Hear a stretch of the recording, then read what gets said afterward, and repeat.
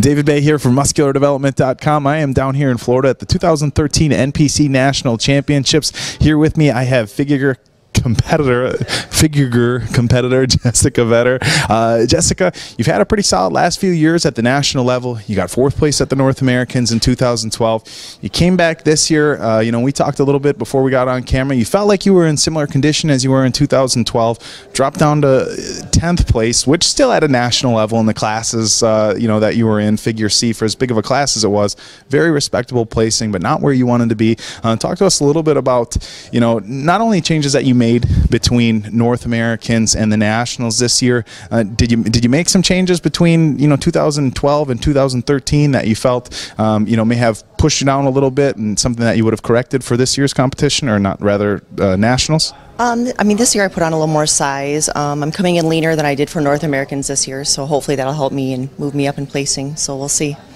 Now, you know, as far as your training diet between North Americans and the Nationals, you know, if you're trying to keep things pretty close but coming in a little bit leaner, any major changes, or essentially just keeping with the game plan? Just mainly stay with the game plan. I cut back on carbs a little bit. Can't give away too many of my secrets, so my trainer might kill me. All right. As far as, you know, as far as competing, how did you get into competitions? You know, again, we touched on you've done very well at a national level over the last few years.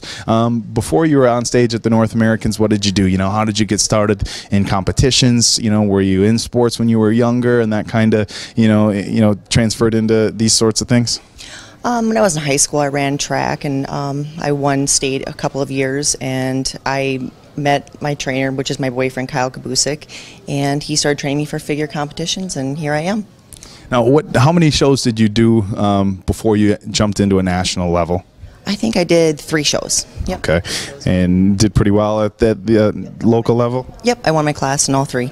Okay, so 3 local shows, 3 wins, and once you start taking overalls, that's a sign that you're ready for the national level competition. You know, one of the things with the figure competitors that we see quite a bit of variances is their actual style of training in the gym. Now, we know with some girls, you know, if they hit the weights a little bit too hard, too much like a bodybuilder, they get a little bit muscular. You know, some girls have to get after it pretty hard. You know, and even for figure girls, especially for bikini, but even for figure girls, you know, some people look at it and say, you know, they're not working as hard as the bodybuilders, or the amount of time they put in the gym isn't as much, which, you know, anybody who's competed or knows figure competitors knows that's BS. Yeah. But, you know, as far as your individual training, you know, how much time are you putting in the weights? Are we talking a 3-day program, a 5 or 6-day program? And, you know, what does a cardio regimen look like preparing for a show like this?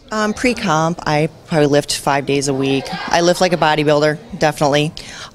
This time around, between now and North Americans, I've been doing 7-8 cardios a week, where previously I was probably doing 4 to 5, so coming in leaner, so we'll see what happens. Now, as far as your cardio, are you high intensity, short and sweet, 20-30 minutes? Are you taking it at a slower pace for like 45 minutes to an hour on a treadmill, like some guys, including myself too?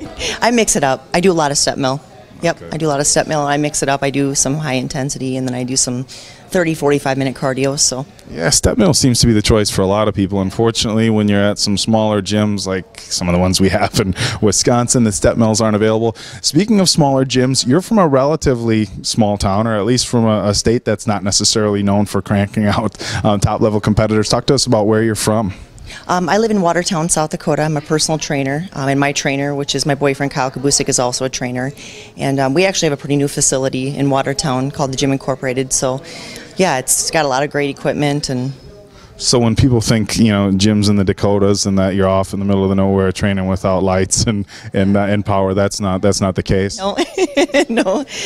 That's what I think that's what people think about Wisconsin too. They're like, you have heat and air conditioning and electricity up there, and it's like, yeah, we do. So yeah, figured I'd ask. Yeah. So all right, well, I'll tell you what, we're gonna wrap things up. I'll let you get back. I know we got check-ins here. You guys can see we got check-ins in the background. Crazy earlier on today. Should get busy here within the next few hours. A lot of people wait until the last minute to check in so they can get their food in and or cut weight and get to where they need to be. So we're gonna wrap things up. So again, this is David Baye with figure competitor Jessica Vetter at the 2013 NPC Nationals for MuscularDevelopment.com.